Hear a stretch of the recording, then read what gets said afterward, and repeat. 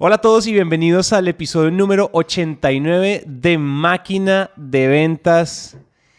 ¿Qué es en Arroski, mi perroski? De nuevo en esta grabandoski. Hola batitos y batitas, ¿cómo estamos? ¿Todo bien? ¿Todo al 100? ¿Todo cool? De regreso en mi querida y amada Bogotá, que ya me urgía. Oye, estábamos turnándonos porque como pueden ver mi video, los que nos están viendo en YouTube, esto no es un fondo de Zoom, es en realidad un Airbnb muy bonito, pero estoy yo en este momento transmitiendo directamente desde el estudio en Mendoza, Argentina. Fuiste a chupar. A chupar, al chupe. O sea, todas las bodegas que pudimos visitar, tomamos todo el vino que pudimos tomar. No me cae más vino porque mi hígado ya está diciendo rehabilítate, eres un borracho. Entonces, extremo. Lo bueno es que descubrimos muchas cosas muy cool, como por ejemplo que digamos, Argentina es muy conocido por el vino, pero Argentina también es muy cervecero artesanal. Y yo no tenía ni idea. Resulta que esto es toda una potencia mundial en cerveza artesanal, lo cual también es muy cool, muy patagónicas, pero en realidad también, es decir, como que Argentina es un tema, les gusta chupar aquí también, lo cual está perfecto para mí. Sí. Hay que ir más. Otra vez, Argentina. Recomendados. Otra vez. Tú has estado por aquí muchas veces, ¿no? Tú viniste a dar entrenamientos Tu acá. segundo país de vivienda es Argentina, realmente. Ya parece. Y me enteré que si uno dice en voz alta que quiere ser argentino, te dan la nacionalidad. Me enteré de eso. Es política. Después de 7 cervezas artesanales y 4 visitas a bodegas. Literal. Estoy seguro que eso es 100% legal. 100%. Sí, no, literal, eso está escrito en algún lado, en algún no sé dónde, que dice como el argentino es argentino porque se siente argentino, y si usted nació en otro país pero se siente argentino, usted puede ser argentino si lo dice en voz alta. Obviamente hay que decirlo en voz alta y firmar papeles y esas cosas, solo que esa es como el enunciado político bonito, filosófico de la nación, pero cool. No, definitivamente, segundo, aquí hay que eventualmente tener un apartamento, digamos, un flat chiquito en Buenos Aires, como para tener dónde llegar y fará y todo lo bueno. Exactamente, sí. Me gustó tu movimiento de tango. Mi movimiento de tango con tarareo de salsa. Porque no le pega el bla bla bla. Bueno, oye, entonces, vamos al tema. Hoy tenemos un tema bien especial que básicamente no sabemos cómo lo vamos a titular finalmente, pero vamos a hablar de propuestas. Nunca hemos hablado de propuestas. Pero antes de continuar con el tema y antes de decirles a qué estamos acá, necesitamos hacer nuestro, como dicen en los podcasts gringos, hagamos nuestro acuerdo de damas y de caballeros. Y es súper sencillo. Acuérdense que si este episodio les gusta o este episodio les sirve para algo, compártanlo con alguien más, compártanlo con colegas, compártanlo con socios, compártanlo con alguien que les sirva, e incluso con desconocidos en eventos de networking. Tenemos muchos oyentes de Máquina de Ventas que rompen el hielo recomendándonos a otras personas, lo cual es una gran estrategia para los que saben, el que sabe. También otra cosa, denle click a la campanita. Ahora ya le pueden dar click a la campanita en YouTube, le pueden dar click a la campanita en Apple Podcast y en Spotify. También nos pueden seguir si quieren continuar con la conversación. Nos pueden seguir tanto en Instagram como @SandlerDanMacías, @SantiCcalle, y también en LinkedIn como Santiago Cortés Calle, Dan Macías. Así nos encuentran en LinkedIn. Entonces, no sé, creo que esos son todos los anuncios parroquiales. Acuérdense, ustedes nos ayudan. Esa es la manera en que hemos crecido hasta ahorita. Ya estamos rompiendo la barrera de los 40,000 oyentes mensuales. Entonces, importante, queremos llegar a los 100,000 y eso solo podemos lograr con la ayuda de ustedes. ¿Se me pasó algo? Daniel. ¿O estamos ready, no. Freddy? ¿Listo? Muy bien, ready. Retomando, queremos hablar de propuestas. Básicamente vamos a tocar 2 puntos, o lo que queremos tocar es 2 puntos principales. ¿Cómo no usar las propuestas? Queremos abrir con eso y después les queremos contar como los elementos infaltables, digamos, esos elementos que son como nucleares, atómicos, que uno siempre debe tener dentro de una propuesta. Y creo que eso es lo que vamos a hacer, ¿o no? ¿Se me queda algo por fuera? Esa es. No. Esa es. Obviamente hay más. O sea, sí, hablaremos de algunos elementos. Obviamente hay más, pero como hablaremos de los más poderosos. Sí. Evidentemente esto probablemente tenga parte 2, 3, 4 y 5.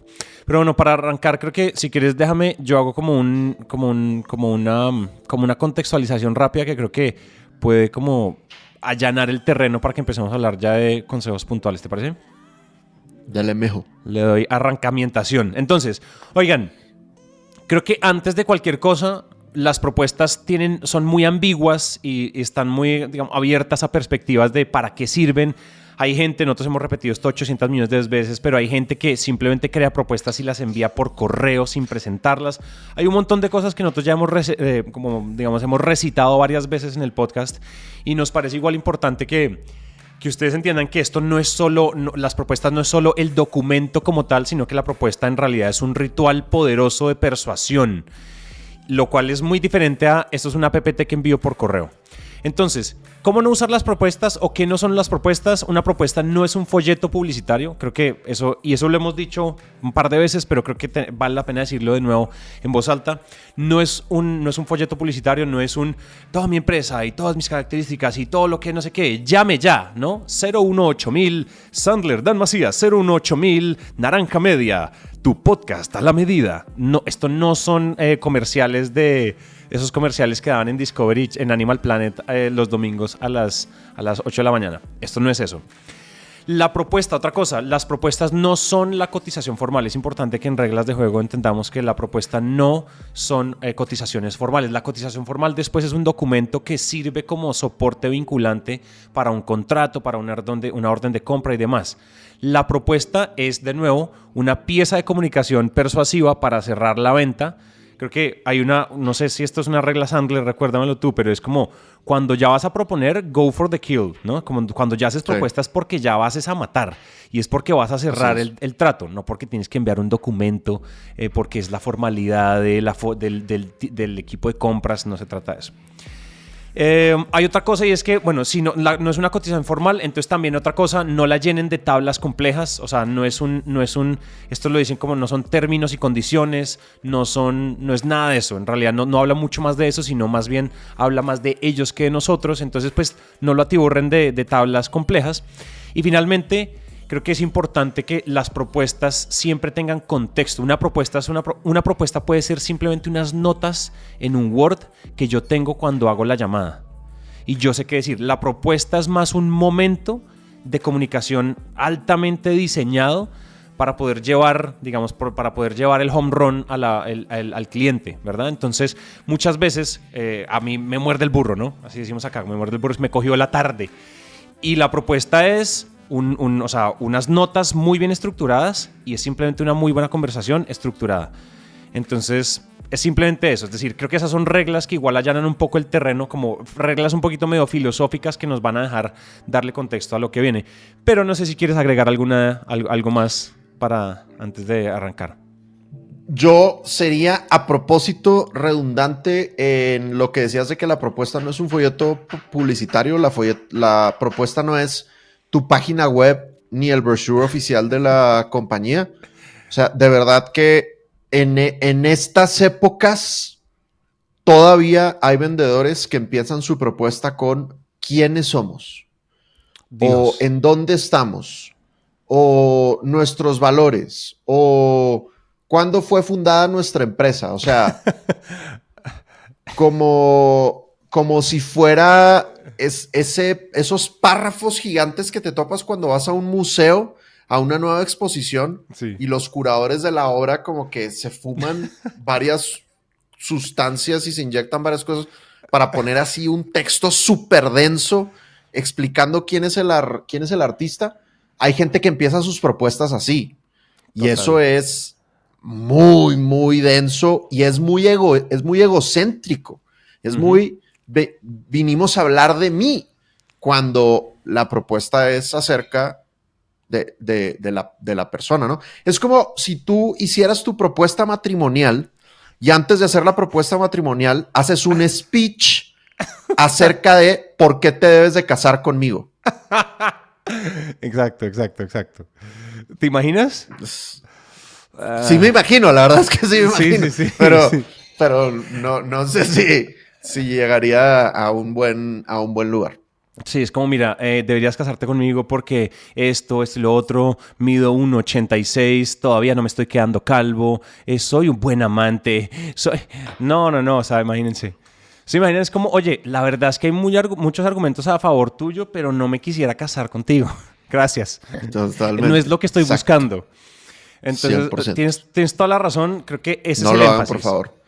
Mejor dicho, si aquí ustedes por alguna razón se quedaron sin internet y el episodio llegó hasta acá y no pudieron escuchar nada más y les quedan 2 minutos de electricidad o de pila en su teléfono, esto no es un brochure de descripción de su producto y de a mí el quiénes somos. Las veces que yo estoy en la posición de comprador y me empiezan a ver quiénes somos, es como, oye, amigo, vámonos a lo importante, que te conviene a ti irnos a lo importante. Entonces, para arrancar entonces diciendo eso, me encantó no nos vamos. Una propuesta, nunca pidas matrimonio describiendo tus características y beneficios como marido o como mujer. Entonces, número 1, que es importante para las propuestas, que no puede faltar.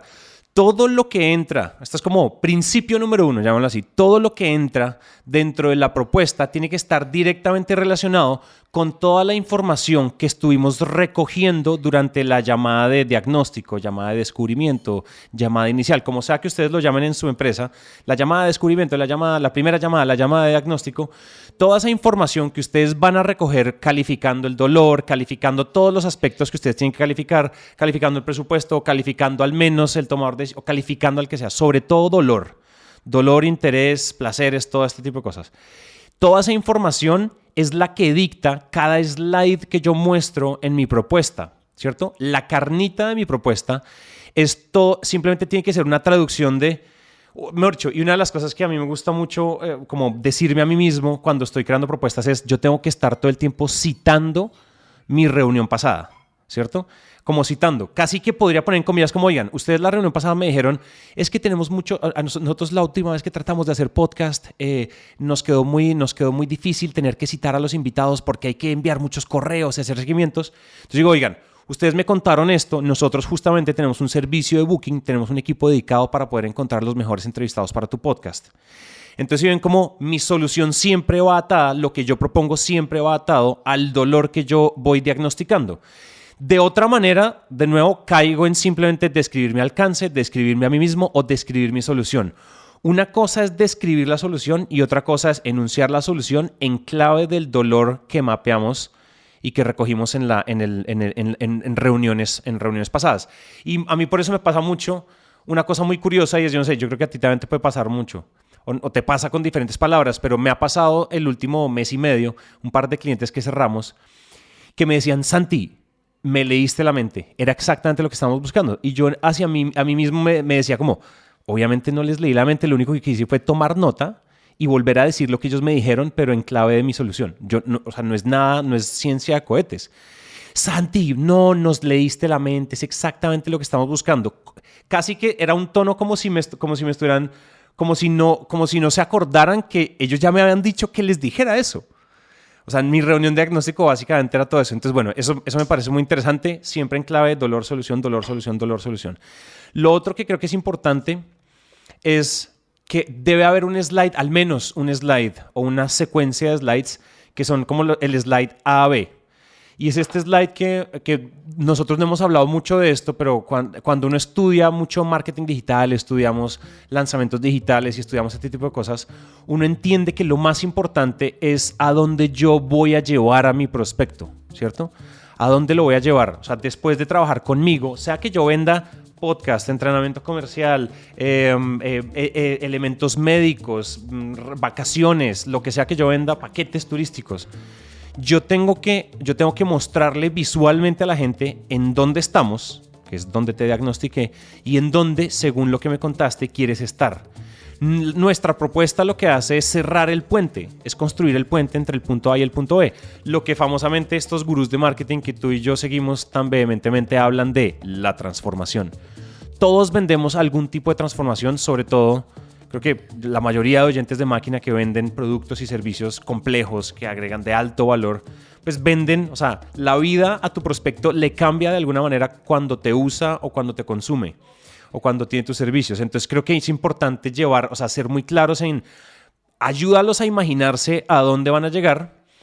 Y creo que finalmente, para cerrar esto, o para cerrar este primer punto, todo siempre, una propuesta tiene que estar escrita, redactada y expuesta sobre todo, o charlada, en el lenguaje del cliente, no en el lenguaje nuestro.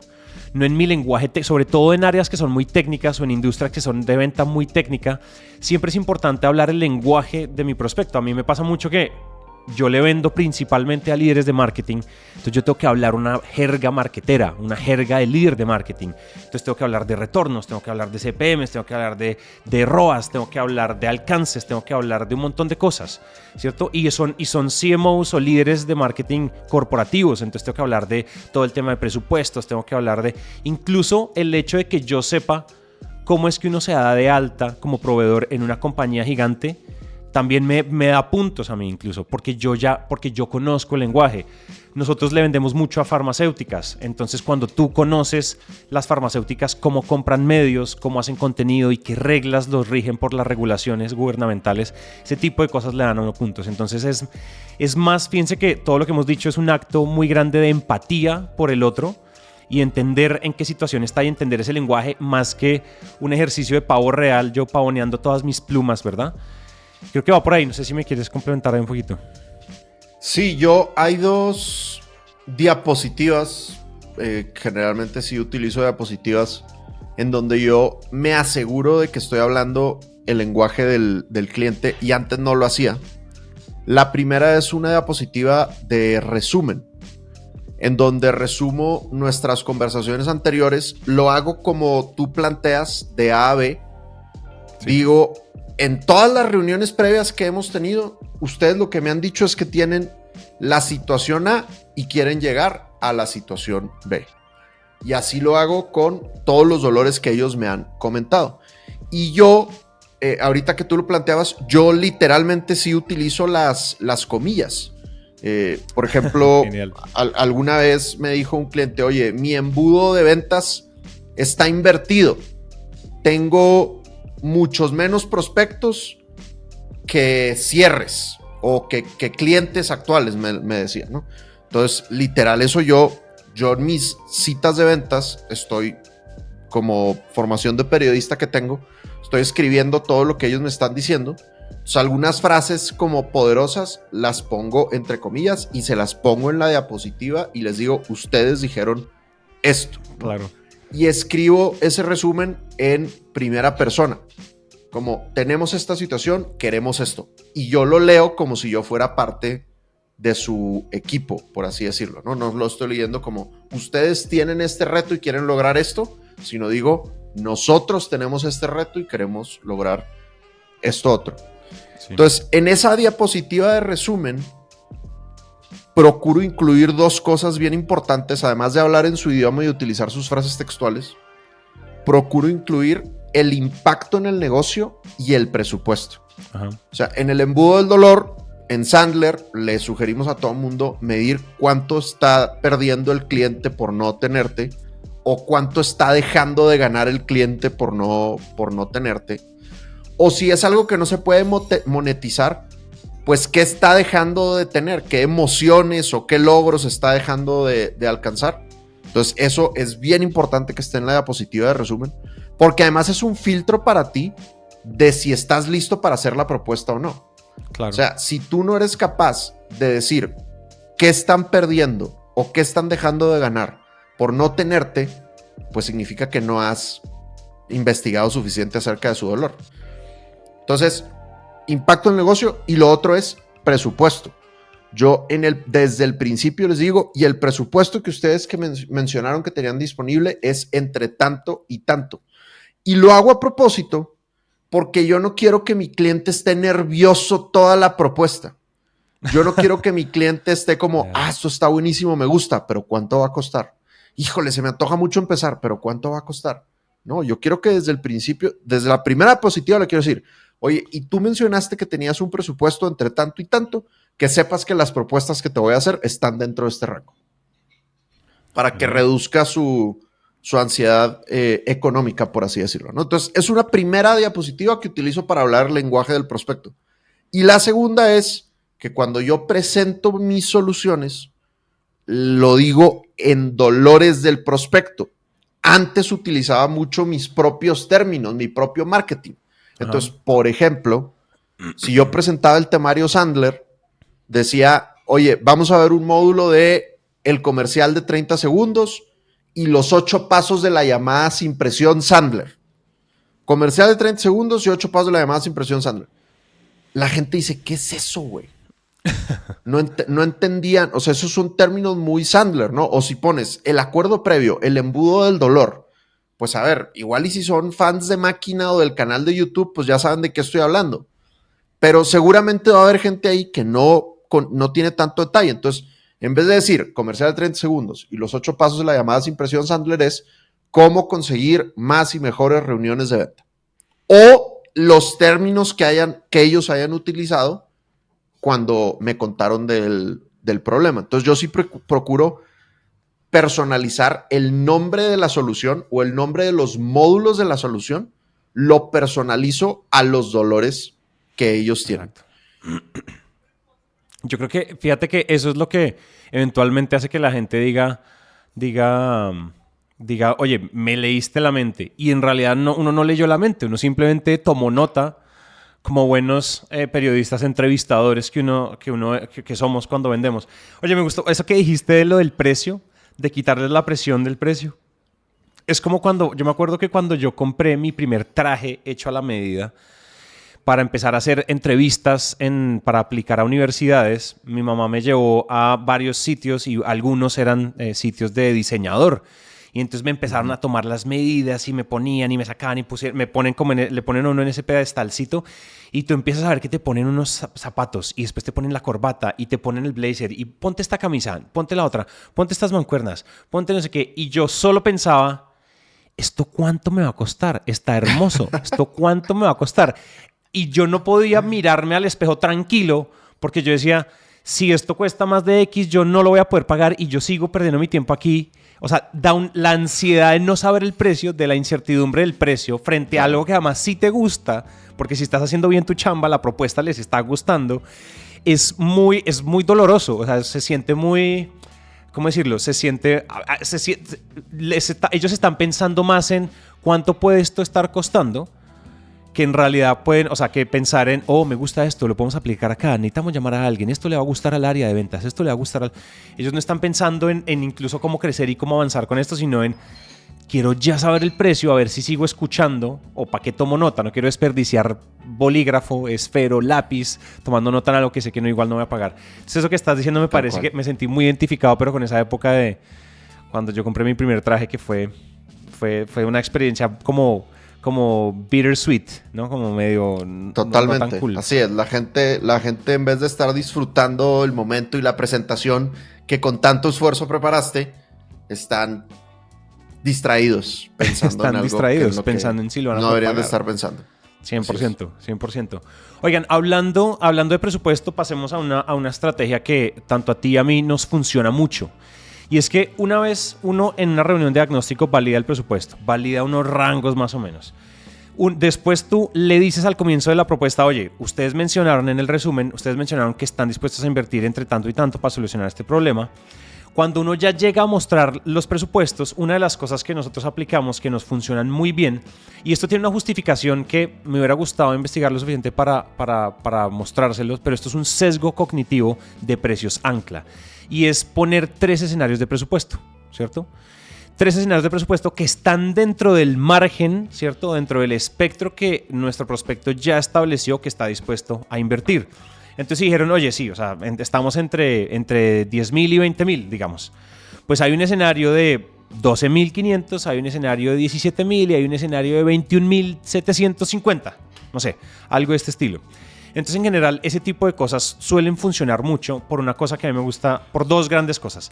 Y es que usualmente lo que dicen los sesgos cognitivos y este tema de la neurociencia y el neurocomportamiento y, la economía del comportamiento hablan mucho de cómo el cerebro se va hacia, o sea, usualmente el plan del medio suele ser un habilitador para el plan más alto. Es como las palomitas de maíz en los cines. Y es que tú compras, o sea, es muy la pequeña es muy barata y muy pequeña. La grande es gigantesca, pero la de la mitad es pequeña, pero por tan solo $1, por tan solo 1,000 pesos colombianos, por tan solo, no sé, 50 centavos lo puedes agrandar. Eso está basado en un sesgo cognitivo, usualmente sucede. Pero lo más poderoso de tener escenarios de presupuesto en una propuesta es que uno tiene escenarios, o sea, usualmente el escenario más bajo suele ser el escenario que yo llamo como el caballo de Troya. Y es el escenario que te ayuda a meterte en la puerta, que te ayuda a meterte como proveedor de tu cliente. Tú te desvives haciendo el mejor trabajo posible, les entregas resultados, les va súper bien y acto seguido, pues el cliente empieza a crecer. Si yo pienso en este momento, y eso yo lo hablé un poco en esta charla en la Capital House que tú estuviste, que me viste hablar en vivo, que es como yo entro, o sea, lo importante es entrar al cliente, obviamente, ojalá no regalándose, ojalá no sea, a menos que estemos empezando y estemos en una etapa muy de etapa temprana, pero a estas alturas, con una empresa madura, lo que yo necesito es que, o sea, déjame enamorarte, dame la oportunidad de enamorarte, que después te vas a querer casar, después vas a querer tener hijos, después vas a querer tener casa, carro conmigo. Entonces, por eso, usualmente hay escenarios que mantienen nuestra rentabilidad, nuestro margen de ganancia bruto y neto, pero igual nos dejan entrar por la puerta sin que haya mucha fricción de aprobación. Y ya después nosotros lo agrandamos. Yo lo he contado esto muchas veces públicamente, pero clientes a los que nosotros les facturábamos $20,000 al año, ahora les facturamos $230,000 simplemente porque hicimos eso. Entramos con planes pequeños, con pilotos, con el llamado piloto, con el llamado prueba, lo llaman de diferentes formas en diferentes industrias y después lo creces con pues haciendo buen account management. Pero sí, creo que eso es algo que a ti también te funciona o no te ha funcionado en el pasado. Sí, totalmente. En Sandler tenemos la manita de mono que es similar. Es como, oye, véndeles, si ellos no tienen mucho presupuesto, véndeles algo más bajito, algo que te puedan pagar, tal vez una primera fase, tal vez un diagnóstico. Y luego ya que entras, les vendes algo más. Uh-huh. Yo también presento yo también presento siempre 3 propuestas, 2 o 3 propuestas, pero generalmente me inclino más por las 3 alternativas y hace que el cliente se sienta como con margen de maniobra. A veces cuando tú le presentas al cliente solo una alternativa y tú le dices, oye, está esta alternativa, pero le podemos quitar o poner cosas. El cliente no sabe qué quitarle y qué ponerle y como que se queda con esa propuesta. Sí. Aunque tú le digas, oye, esta es solo una inicial, la puedo modificar, como que no entiende. El cliente dice, es muy complicado, como, esta es la propuesta y si no te gustó la propuesta, pues te chingaste, güey, ¿no? Mientras que si tú le pones 3 alternativas, pues tú ya le estás dando los ejemplos de qué le pueden quitar y qué le pueden poner. Entonces el cliente se puede poner más creativo y es más flexible, se siente con más libertad. Y en algunos casos te dicen, oye, yo, por ejemplo, siempre las llamo propuestas A, B y C. Siempre empiezo con la más cara y luego voy bajando. Muchos clientes me dicen, oye, quiero una propuesta D.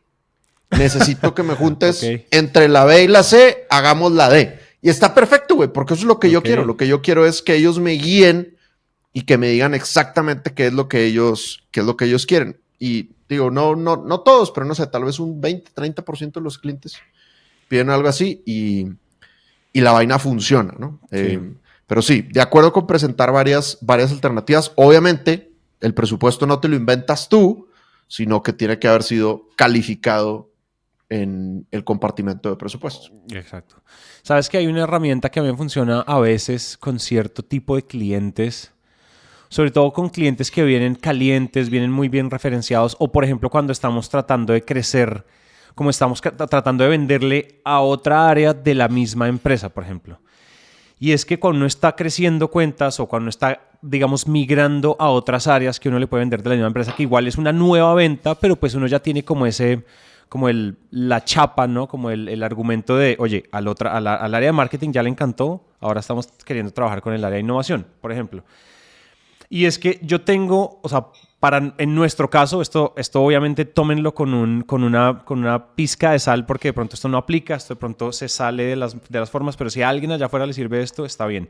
Y es como una estrategia de, oye, ya te expliqué todo el alcance de qué se trata un podcast así, de qué se trata un video podcast así, qué es un reel, qué es un short, qué es postproducción de audio, como todo lo que nosotros hacemos, ¿no? Como ecosistema de contenidos. Aquí está un Excel editable y autocotízate, hagámoslo juntos. Y entonces abrimos un editable y es como, oye, tú me dijiste que estás más o menos rondando por los $17,000, pero en realidad, ¿cuál es un presupuesto que podamos aprobar al menos para arrancar a trabajar? Santi, más bien, configurémoslo más bien hacia 11,000, porque si me paso de $12,000 me toca llamar a compras y hay que hacer una licitación y entonces hay que llamar a otros 3 proveedores. Si yo me estoy por debajo de 15,000, yo lo puedo aprobar hoy mismo. Ah, ok. Entonces, ven, configurémoslo juntos. Entonces abrimos, oye, ¿qué tan importante es para ti tener piezas gráficas? No, no tanto. Entonces uno en el Excel, compartiéndoles pantalla, le baja. Ok, quitémosla aquí, pongámosla acá. Oye, ¿quieres que te ayudemos en esto? Asesoría en marketing y no sé qué. No, en realidad eso lo hace otra agencia. Ok, listo, eso quitémoslo. ¿Quieres subirle frecuencia a la cantidad de reels que producimos a la semana? Sí, subámosle. Entonces lo hacemos como enfrente de ellos, como que ellos se sienten partícipes de la cotización que le vas a enviar y no se sienten como abofeteados por la cotización que les envías. Obviamente, si uno hizo todos los pasos de validar y demás, pues nadie nunca se siente abofeteado, pero si por alguna razón es como, ¡oh! Todo eso, en realidad es mejor que no se sientan abofeteados. Yo incluso con clientes ya de mucha confianza es como, Santi, que cotízame, ¿cuánto tengo un presupuesto para hacer? Oye, como mira, ahí está el Excel, o sea, llena el carrito de compras y me avisas de cuánto quieres el fee mensual. Con clientes que ya son muy amigos y ya son panas. Pero hay veces que, como el do it yourself, el hagámoslo juntos, Fisher Price, ¿no? Como llaman la cotizador Fisher Price, hagámoslo juntos jugando. Y entonces llenamos los cuadritos del Excel, esto sí, esto no, esto sí, esto no. Y al final, mira, tu fee mensual es tanto. Y ese tipo de cosas, y después uno se lo envía. Entonces, úsenlo a discreción, con cuidado, con el asterisco de me funciona a mí, pero de pronto esto no le funciona a ustedes, pero si les funciona. Últimamente, esto solo ha sucedido este año, no lo he probado más tiempo, como el último semestre para acá, ha sido, mejor dicho, beso de chef, ha funcionado espectacular. Sí, yo eso llevo haciéndolo 3, 4 años probablemente, okay. No con el Excel, yo lo hago con los temas. Okay. Y de hecho yo literalmente las palabras que utilizo es yo no hago propuestas para mis clientes, yo construyo propuestas con mis clientes. Me encantaría que en la próxima reunión nos sentemos a construir la propuesta. Me sirve mucho que tú traigas alguna idea de presupuesto, tal vez un rango bajo, un rango alto, que tengamos margen de maniobra. Yo traigo algunos temarios pensando en lo que tú me has dicho en esta sesión y juntos nos sentamos a armar la propuesta ideal. Y ahí puede que terminemos ya con la propuesta o puede que yo te pida un poquito más de tiempo para después terminar de afinarla. ¿Qué te parece? Y me dicen, me parece perfecto. Y todos son felices armando la propuesta conmigo. De nuevo, yo no les muestro el Excel. Digamos que, como tú bien dices, a mí no me aplica mostrar el Excel, pero sí les doy ideas de lo que hay detrás de cómo cotizo, cantidad de gente, cantidad de horas, que si viajo, que si no viajo, y con eso ellos empiezan a entender, oye, si hacemos esto cuesta tanto, si hacemos esto otro cuesta tanto. Sí, pero sí, yo creo que sirve, o sea, creo que esa transparencia a la gente le gusta. Si te sirve para tu negocio, querido escucha, pues qué maravilla. Exacto. Oigan, y entonces, tercer punto sobre propuestas. Esto es también, de nuevo, hay cosas que aplican, es decir, esto es como de rompa en caso de emergencia, que son los anexos estratégicos, llamémoslos así. ¿Qué son los anexos estratégicos? Usualmente nosotros, ni Dan ni yo, nosotros no recomendamos poner casos de éxito de primerazo en una propuesta. Eso en realidad es mala idea porque eso genera unos sesgos, eso genera, bueno, o sea, lo hemos mencionado varias veces porque los casos de éxito de entrada no sirven. Pero es bueno tener anexos estratégicos, como quien dice, ustedes han visto que uno en PowerPoint puede poner ocultar slides, ¿no?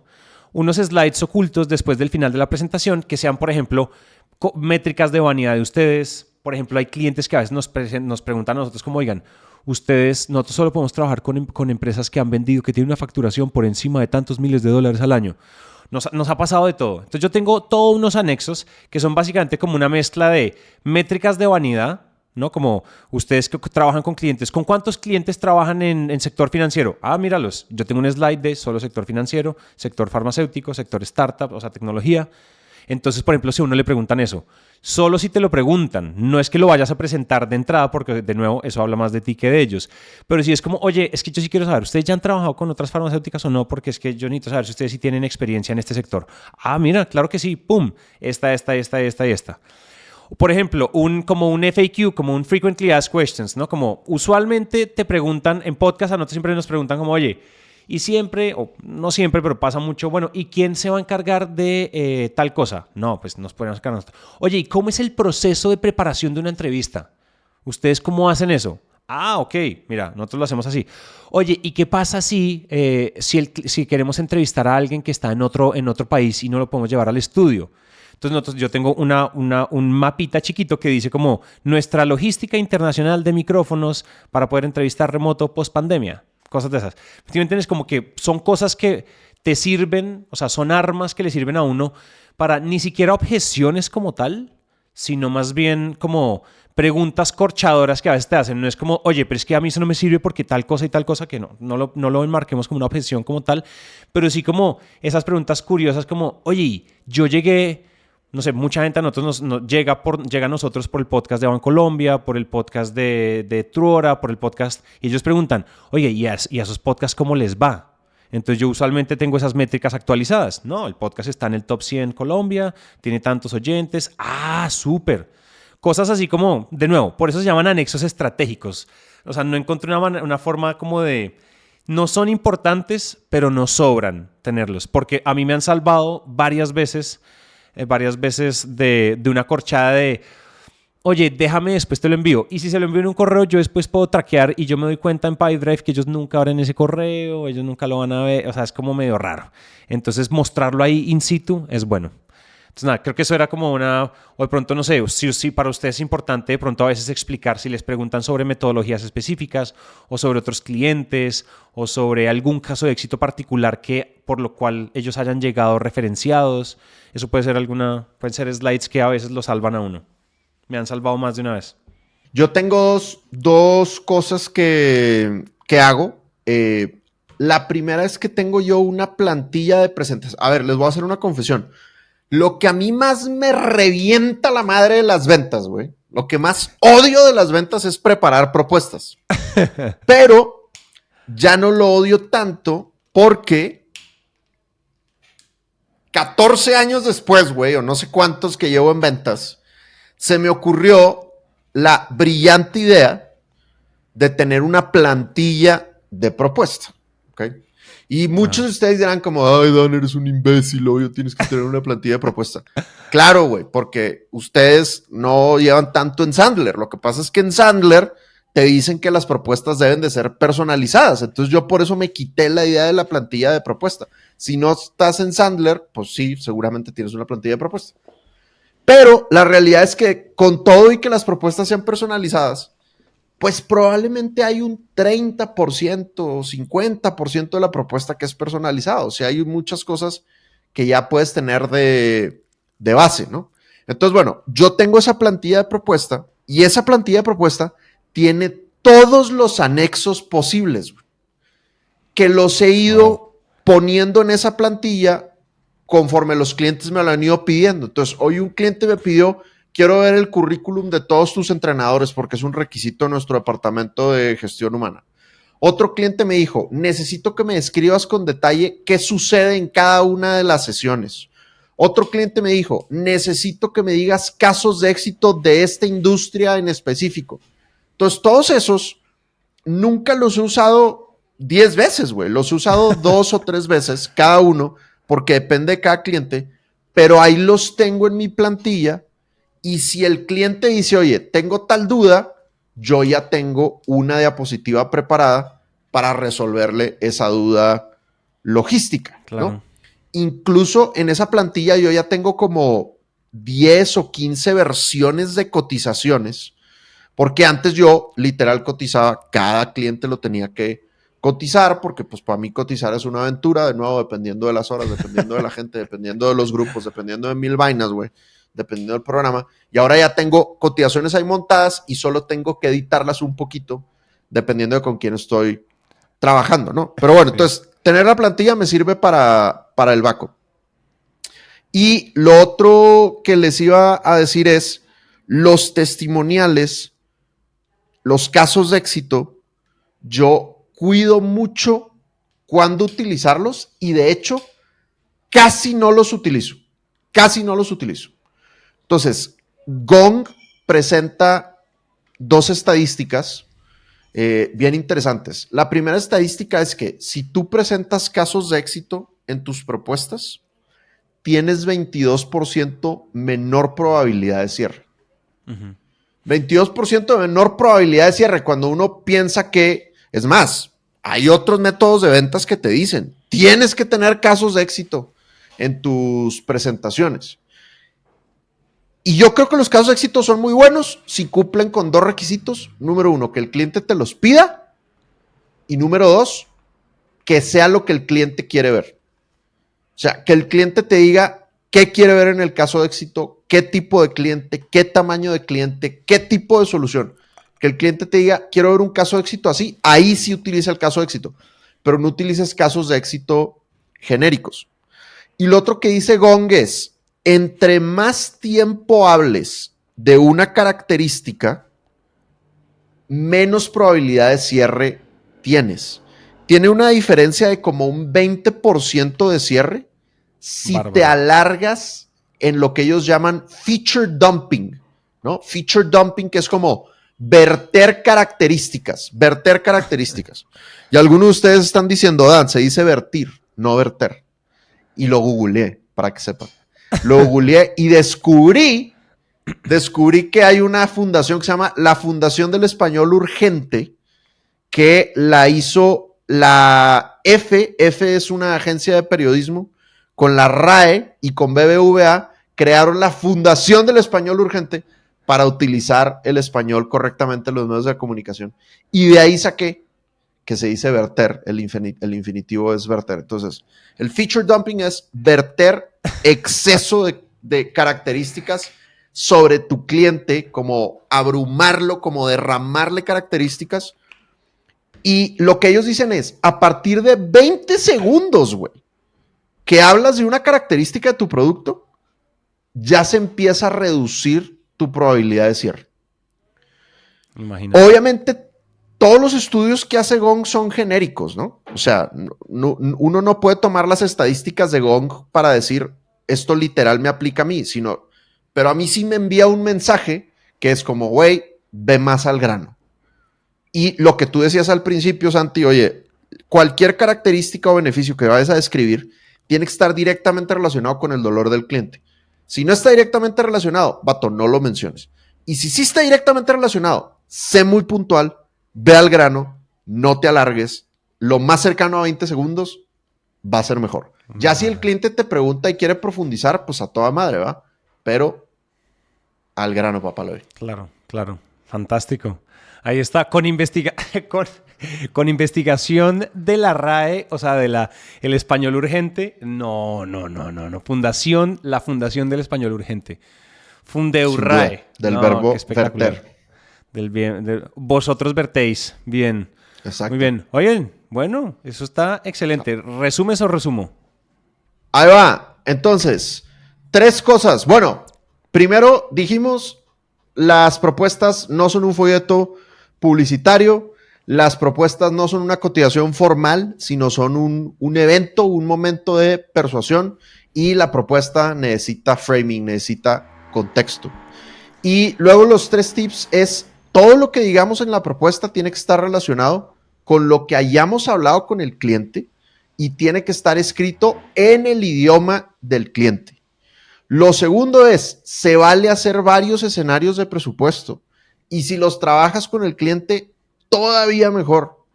Y lo tercero es, los anexos estratégicos hay que utilizarlos en caso de emergencia, hay que utilizarlos solo cuando el cliente te los pida, para que no sea esto un exceso de derramamiento de información y características y beneficios que hieran tu probabilidad de cierre en vez de aumentarla.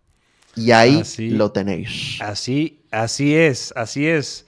Oigan, si esto le sirve a alguien, acuérdense, compártanlo. Este es el momento y creo que este es un episodio de carnita que no habíamos hecho hace mucho. Sobre todo que este es un tema nuevo dentro de Máquina de Ventas después de 87, 88 episodios. Entonces, porfa, compártanlo, campanitas y todas esas cosas. Y ahora sí podemos decir, param, param, pam, pam. Te...